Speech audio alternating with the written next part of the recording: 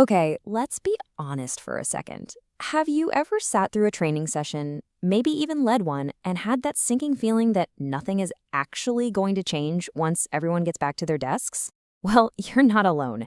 In this explainer, we're going to dig into how to break that cycle and go from just presenting information to becoming a real, honest-to-goodness agent of change. It's a huge question, right? Companies pour so much time and money into training. People show up, they take notes, they drink the coffee, but then a few weeks go by and it's like nothing ever happened. Everyone just snaps back to the old way of doing things. So what is going on here? Where is the disconnect? And boom, here it is. This is the big idea, the light bulb moment. Most training fails because it focuses on the wrong goal.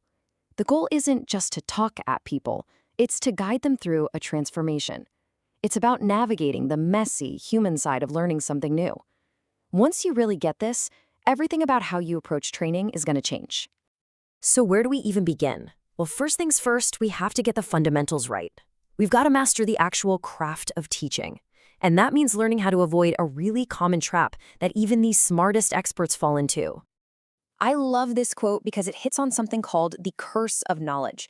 It's this idea that when you know something inside and out, it becomes almost impossible to remember what it felt like to not know it. You want to share all the cool, advanced stuff, but your audience is still trying to figure out step one. You end up just overwhelming them, and when people are overwhelmed, they don't learn anything at all. So the trick isn't to just dump information. It's to be really intentional about how you design the learning experience. The best trainers aren't just subject matter experts, they're experts in how the human brain actually absorbs and retains new information.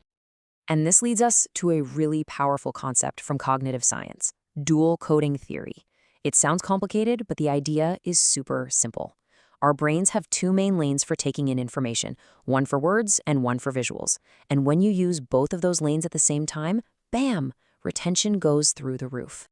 So you've got your verbal channel, the words you say, the text on a slide, and you've got your visual channel, pictures, charts, diagrams, you name it.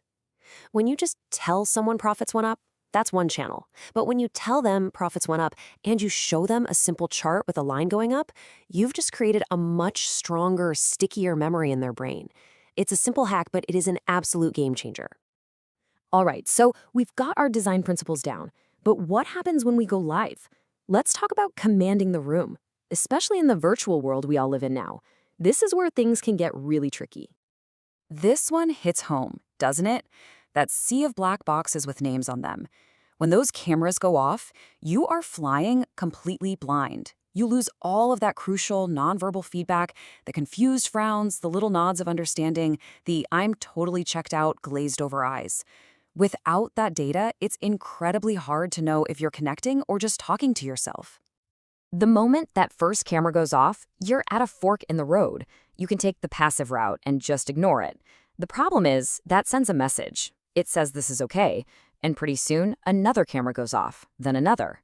The proactive response, though, is to address it. You have to. And here's a really simple, elegant way to do it.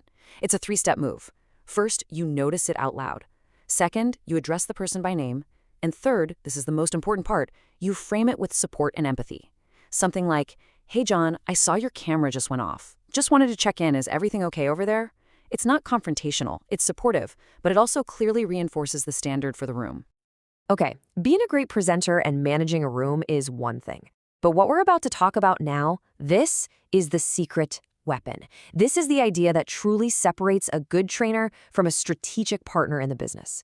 It is the absolute core of becoming a change agent. So here's the deal. Change and transition are not the same thing. Change is the external event. The new software gets installed, the new policy is announced. It's fast and it happens to people. But transition, that's the internal psychological journey people go on to come to terms with the change. It's messy, it's slow, and it's where most initiatives fall apart. We manage the change, but we forget to lead the transition. And this journey, this transition, usually follows a predictable path. First, you have to help people unfreeze from the old way of doing things. You have to let go of the past. Then they enter the transition phase, or the neutral zone. This part is confusing and uncomfortable. The old way is gone, but the new way isn't quite working yet.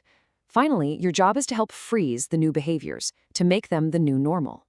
So this all sounds great in theory, but how do you actually do this?